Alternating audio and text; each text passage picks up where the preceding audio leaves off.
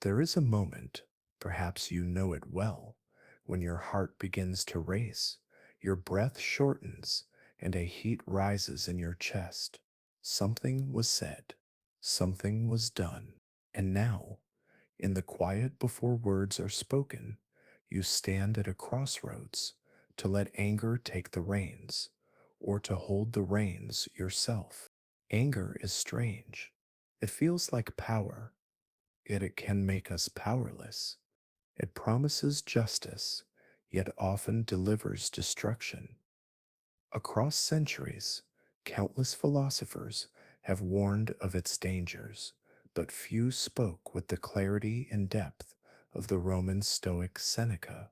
In his work De Era on anger, he called it a brief madness, a force that robs us of reason and makes us strangers to ourselves. But Seneca did not simply condemn anger, he sought to understand it, to master it, to turn its raw energy into something guided by wisdom rather than impulse. In this journey together, we will explore 6 insights drawn from Stoicism, psychology, and timeless human experience that can help you not only control anger, but transform it. These are not quick tips to calm down, they are deeper truths, the kind that reshape how you see yourself, others, and the forces that pull at your emotions. By the end, you may find that anger is not something to suppress, nor something to indulge, but something to understand, channel, and perhaps even thank. Let's begin. One evening in the bustling streets of ancient Rome, a senator was insulted publicly. The words were sharp, designed to humiliate him before a crowd. The bystanders expected him to retaliate, to defend his honor, but instead he simply looked at the man, nodded faintly, and walked away. Later, when asked why he did not respond, he replied, "Why should I let his temper become my master?" This is where we must begin. Anger feels like an order. Something in us rises and says, do something, say something, strike back. But what if we saw it differently? Not as a command to obey, but as a signal to examine.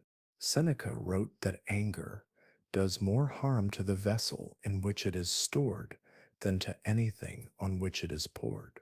To him, the moment anger arrives is not the moment to act, but the moment to observe. It's a flare in the night sky, telling you that something within you has been provoked, but it is not yet telling you what is wise to do.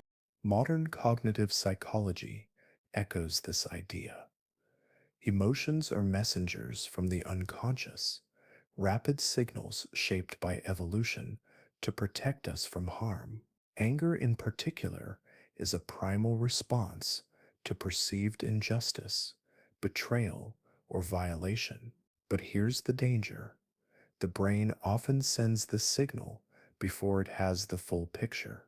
If we act immediately, we act on partial information, and partial information often leads to unnecessary destruction. Think of a fire alarm in your home. When it goes off, it could mean a dangerous blaze or just burnt toast. The alarm is a signal to check, not to panic. In the same way, when anger rises, our first task is not retaliation, it is investigation. This reframing changes everything. Instead of asking, "How do I stop feeling angry?" we begin asking, "What is my anger trying to tell me?" Maybe it's telling you a boundary was crossed. Maybe it's pointing out a deeper insecurity. Maybe it's revealing an old wound that's still unhealed. The shift from command to signal turns anger from a tyrant into a teacher. You no longer see yourself as a helpless passenger on the emotional train, but as the conductor, the one who decides where and when it stops. Seneca believed that wisdom was not the absence of emotion, but the ability to guide it. If we suppress anger completely, we risk ignoring real injustices. If we indulge it completely, we risk becoming unjust ourselves. By treating anger as a signal, we open the door to discernment, separating what is worth our energy from what is not. Here steps a simple but powerful practice. When you feel anger rising, pause and name it silently. I feel angry. Then add, this is a signal, not a command. This creates a thin layer of distance, enough to see the emotion without becoming it. As you practice, you'll notice that much of what once provoked immediate reaction now becomes an opportunity for reflection. Over time, the signal becomes clearer and the urgency to act blindly diminishes. The next time anger knocks, you won't immediately open the door. You'll look through the peephole, assess who it is, and decide if this visitor is here for a moment or if it's someone you need to invite in for a deeper conversation. And in that moment, that quiet, deliberate moment, you are free. There is an old story of Socrates, who, when insulted, would sometimes simply stand still, silently counting to himself before replying. When a student asked why, Socrates smiled and said, I am giving time for my better self to arrive. Seneca described anger as a fire, and like any fire, it can either warm or consume. The difference lies in whether we feed it or contain it. A spark by itself is harmless. It is the rapid and unthinking fueling of that spark that becomes dangerous. The Stoic pause is about inviting the prefrontal cortex back into the conversation. It's about buying time for the wiser parts of ourselves to join the table before action is taken. Epictetus said, if you are provoked, be assured that it is your own opinion which provokes you. In other words, the event itself does not force anger upon you. It is your immediate interpretation that does. By pausing, we hold back the automatic interpretation long enough to see if it's true, fair, or even worth our energy. Here's a simple practice. The next time you feel anger rise, imagine placing it in a jar and screwing the lid on. You don't throw the jar away. You just set it on a shelf for a few minutes. During that time, breathe deeply, slow your heart rate, and allow the rush of adrenaline to pass. The pause can be as short as a few deep breaths or as long as a full day before responding. The longer the gap, the more oxygen your thoughts receive, and the less oxygen your anger does.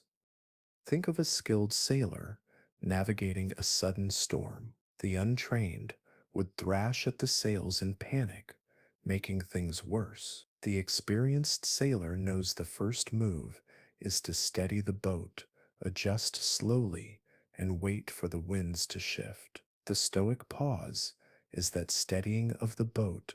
And here's the paradox. The more you practice pausing, the less often anger fully ignites in the first place. You start catching the spark before it becomes flame. So the next time the fire rises, remember Socrates. Give time for your better self to arrive. If this way of thinking resonates with you, know that these are the kinds of timeless lessons we explore every week here. You might consider subscribing, not just to hear more, but to join a community of people learning to live with greater clarity, patience, and wisdom.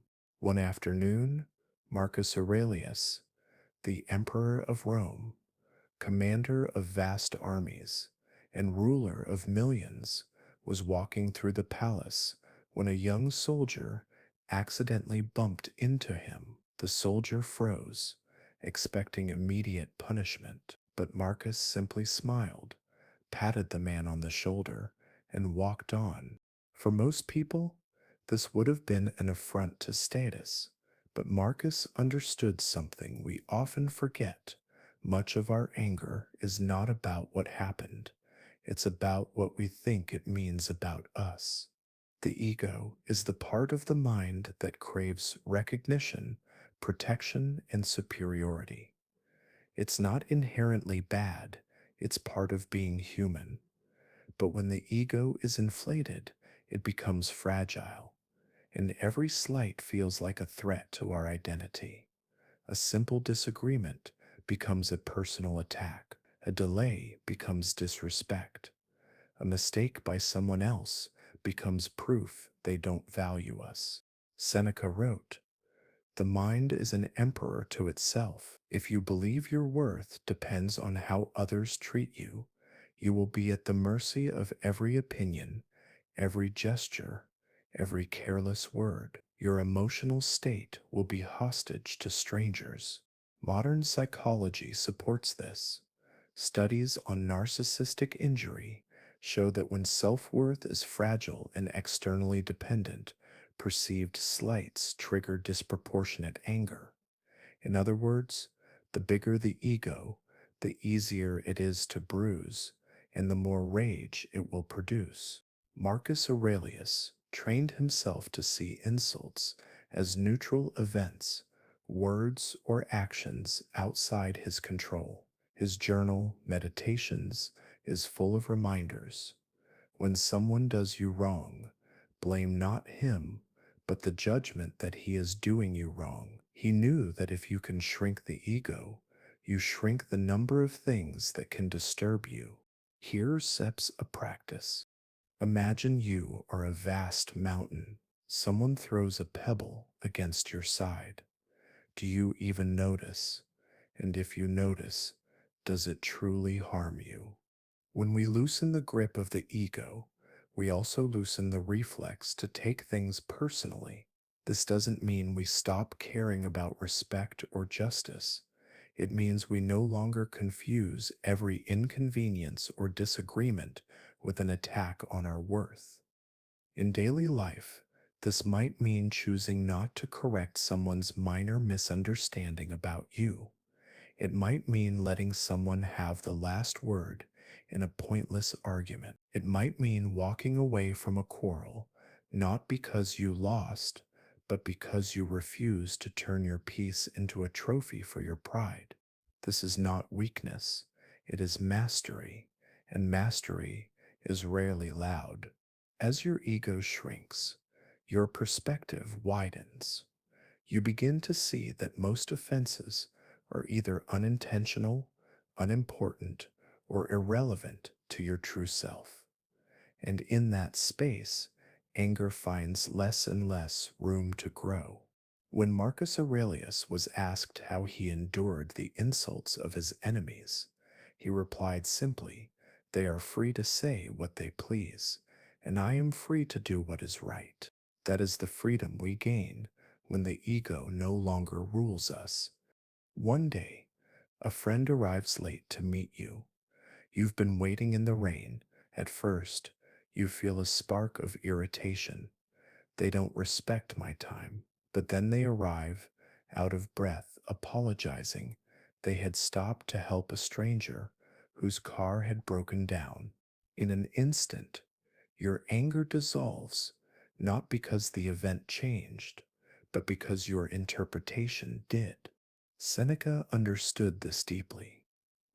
He wrote, "We are more often frightened than hurt, and we suffer more from imagination than from reality. The same is true for anger. Much of what fuels it is the story we tell ourselves about the event. When someone cuts us off in traffic, we might think they're rude. They think they're more important than me. But another story could be, they didn't see me. They're rushing to the hospital. Both interpretations are possible. Only one leads to rage. Cognitive psychology calls this cognitive reframing, the practice of consciously shifting how we interpret a situation to change its emotional impact. Our minds are natural storytellers, but they are not always truthful narrators. In anger, they tend to select the most hostile interpretation possible, fueling the fire. Seneca urged his readers to delay your judgment when provoked. This delay creates the opening to ask what else might be true. This question alone can weaken the grip of anger. Consider this: every person you meet is carrying burdens you cannot see.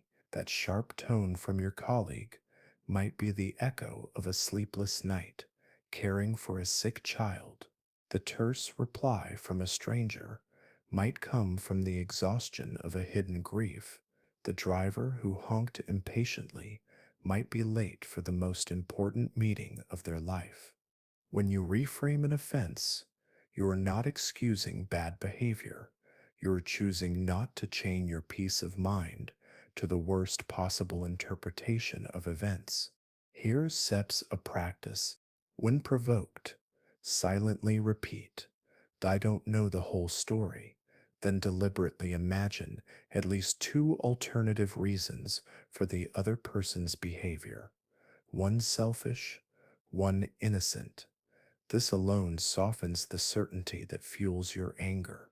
Seneca warned that when we interpret every offense as intentional malice, we create a world in which enemies are everywhere.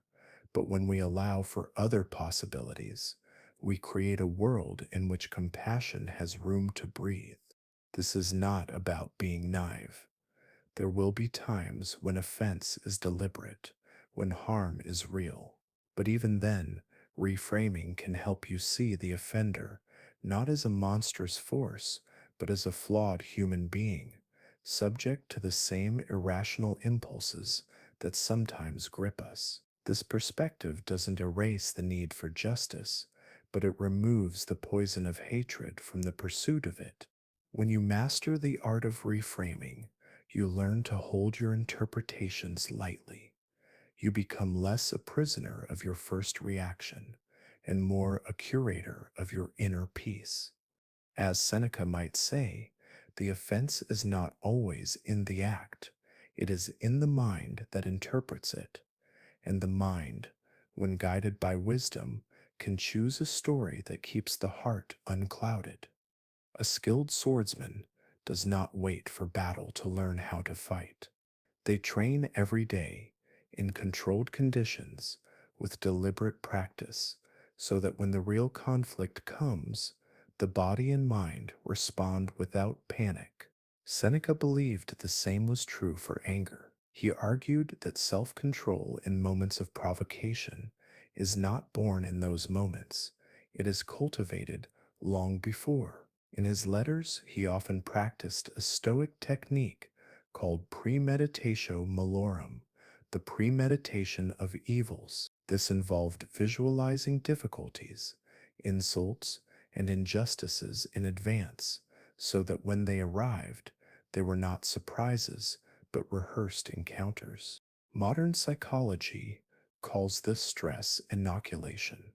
Just as a vaccine introduces a weakened form of a virus to build immunity, small, deliberate exposures to stress, paired with coping strategies, build resilience. When you have trained your mind to expect provocation, it is less likely to overwhelm you. Think of it like this: if you know that in the next week, someone will cut you off in traffic, a colleague will speak dismissively, and a stranger will be rude in public, when it happens, you're not shocked. You've already rehearsed your calm. The offense feels smaller because it was anticipated.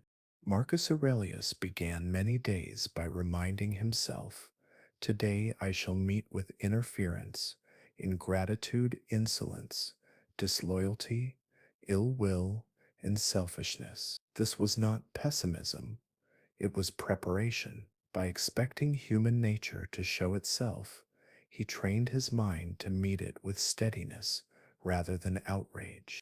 Here's steps of practice.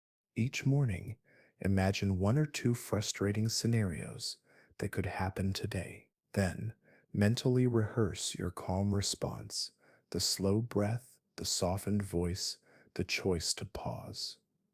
This is not just theory. The brain forms neural pathways through repetition. The more you rehearse calm, the more natural it becomes in real conflict.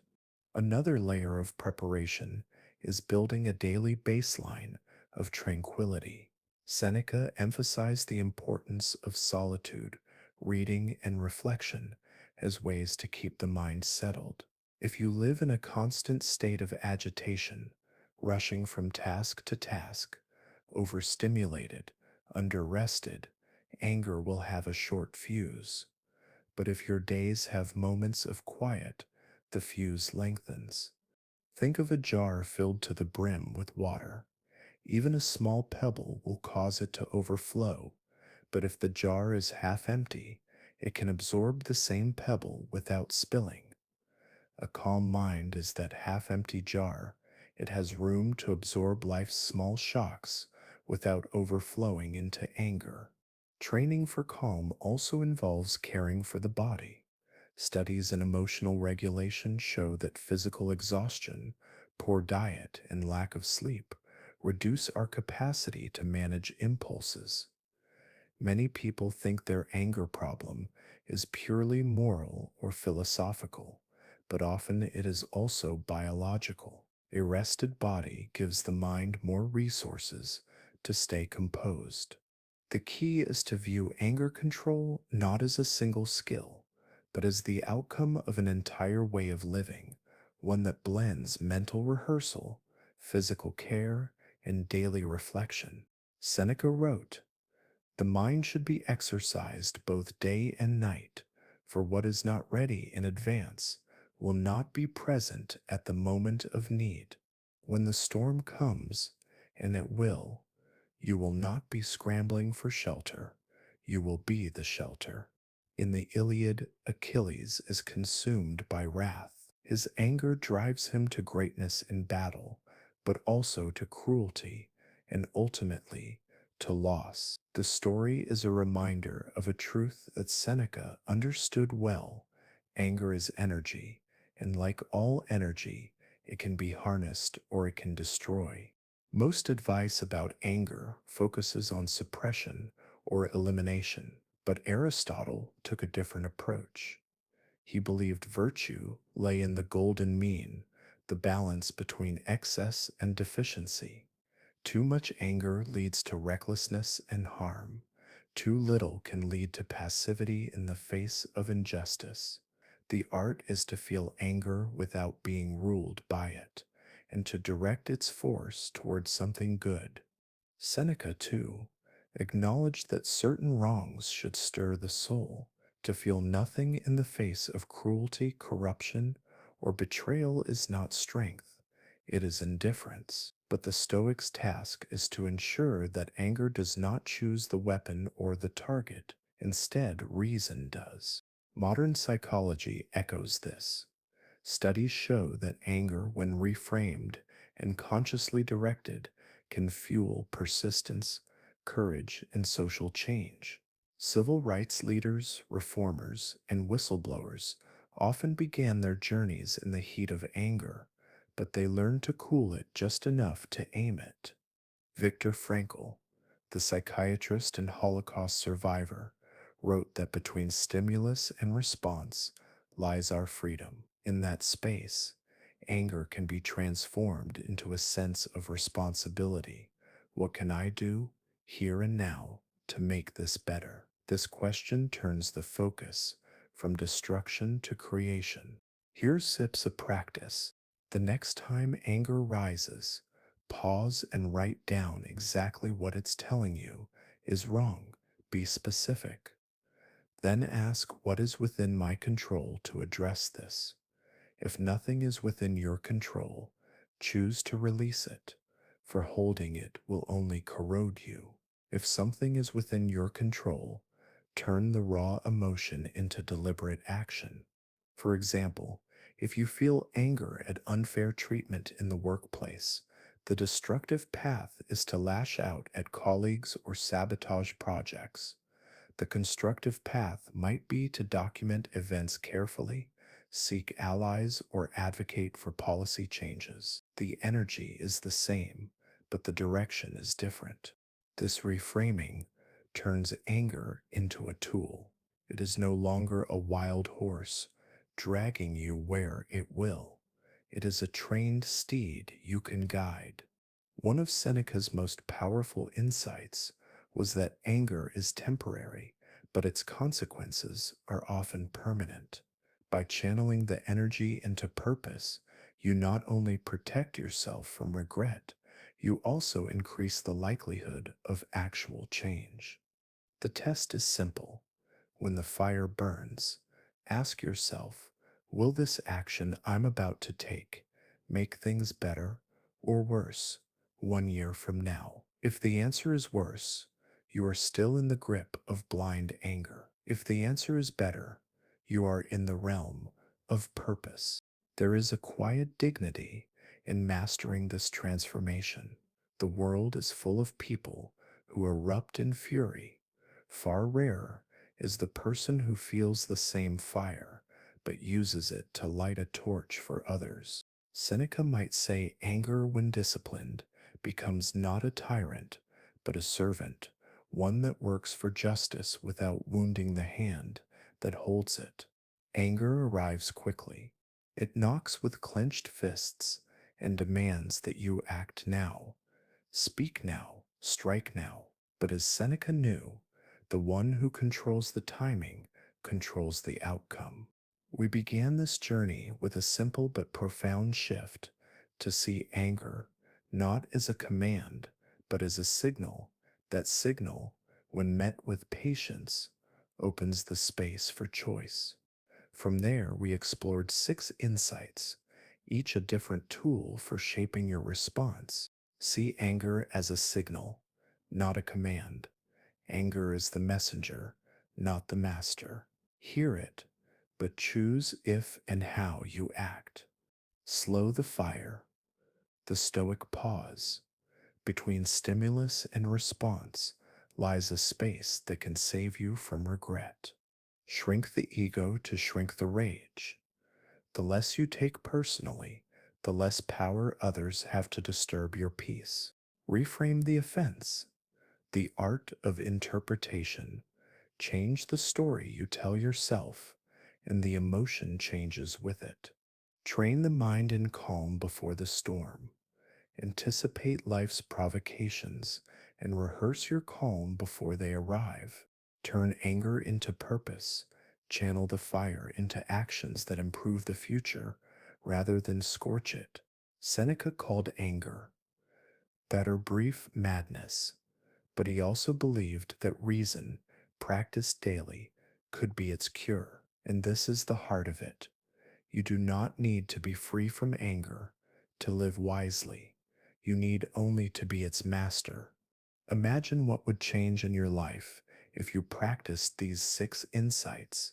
Fewer arguments that end in regret, relationships that can withstand disagreement, decisions that stand the test of time because they were made in clarity, not in heat. But beyond the personal, there's something larger. A person who can master their anger becomes a rare and steady force in a restless world.